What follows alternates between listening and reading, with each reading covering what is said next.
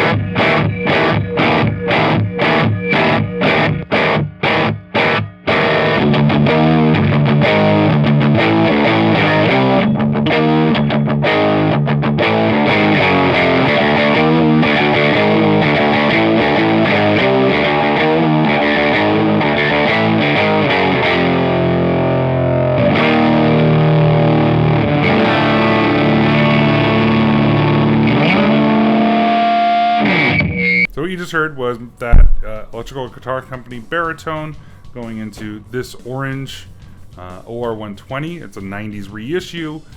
The amp itself isn't quite at breakup, and live I usually play Fender Twin Reverbs, which again have a lot of headroom, and in order to get those to break up, you really have to dime them, and they get pretty punishingly loud.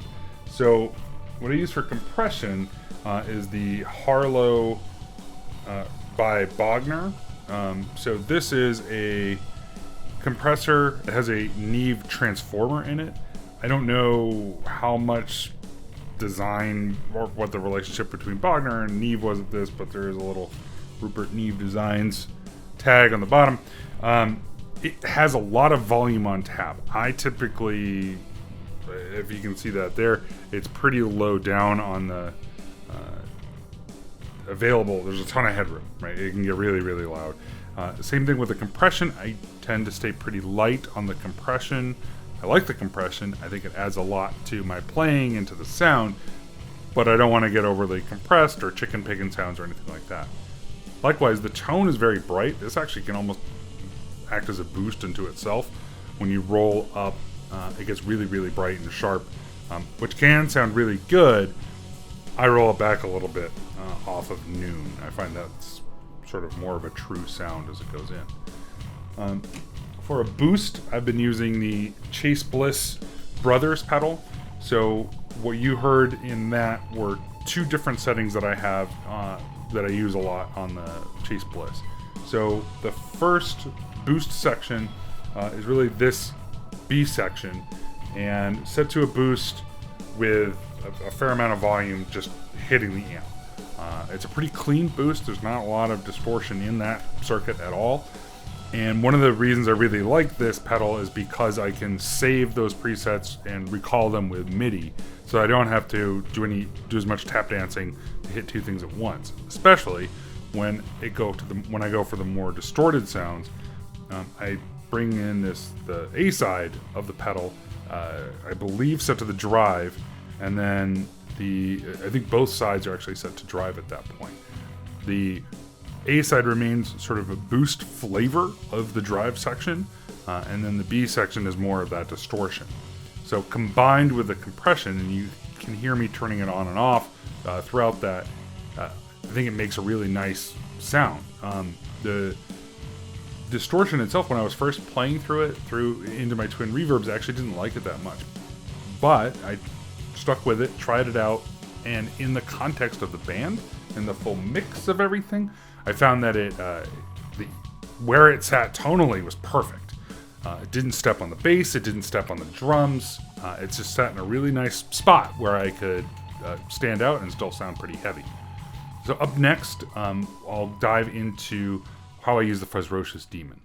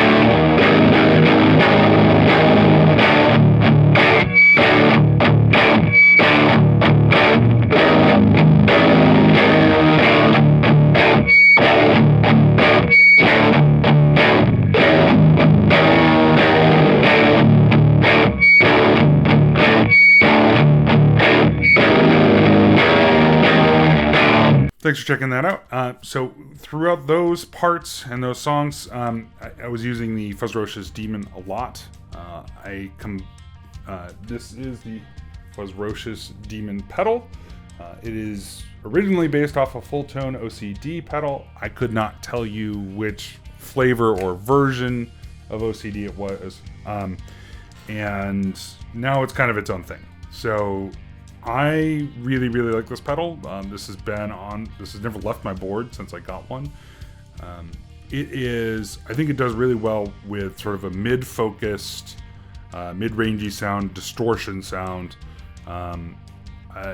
Even with this, I have the volume cranked pretty high and the gain backed off a fair amount.